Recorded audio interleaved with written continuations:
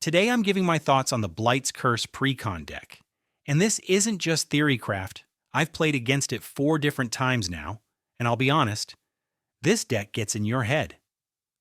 From the very first Blight counter, it changes the way you think about the game. Every time I receive a Blight counter, I start worrying, is this creature still mine? Or is it about to switch sides? That psychological pressure is real. It forces you to rethink which creatures you even want on the battlefield.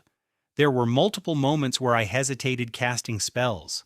I found myself second-guessing whether I should commit more creatures or hold back. Do I protect this one? Do I let it go? Do I remove something now or wait? That kind of hesitation can cost you the game. And Blight's Curse thrives on that uncertainty. What really caught me off guard is how the deck distracts you. Sometimes I became so focused on preventing Blight counters or stopping the commander that I misplayed entirely. Instead of clearing the board properly or removing the real threat, I tunneled vision on the wrong target.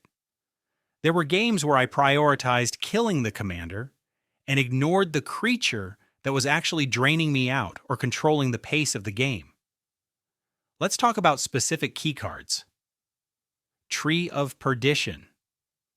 Twice I lost because of that card. The toughness switch is brutal. When it swaps its toughness with your life total, it completely flips the game. You think you're stable, you think you're ahead, and suddenly you're at single-digit life staring down lethal damage. It doesn't look flashy at first, but in this deck, it's a finisher. Then there's Carnifex Demon. That card is relentless.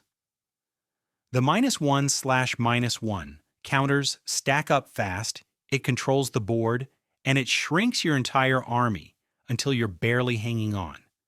And it gets even worse.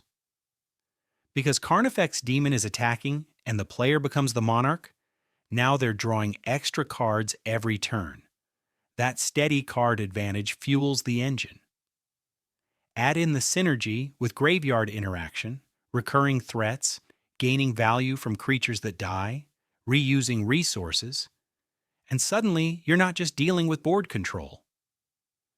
You're dealing with card advantage and recursion at the same time. So while I'm panicking about Tree of Perdition, Carnifex Demon is wiping my board, the Monarch trigger is refilling their hand, and graveyard synergies are making sure nothing truly stays gone. That layering of pressure is what makes this deck overwhelming if you don't prioritize correctly. And you also need to be careful when the player drops Off-Nab Goat. Either way, it can blow up in your face. If you destroy it the normal way, you're still dealing with value or damage on the back end. You really want to have exile, removal, or a bounce spell ready. If you don't, you might think you solved the problem, but you actually just triggered something worse. Against this deck, traditional destroy effects aren't always enough. You need clean answers. Blight's Curse is strong because it attacks your strategy, not just your life total. It pressures your creature decisions. It pressures your spell timing. It pressures your removal choices. You start playing differently, sometimes worse, because you're anticipating blight counters or control swings.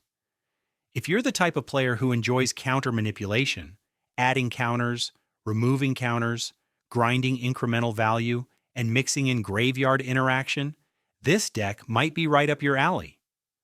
There's a lot of synergy here if you like methodical, calculated pressure.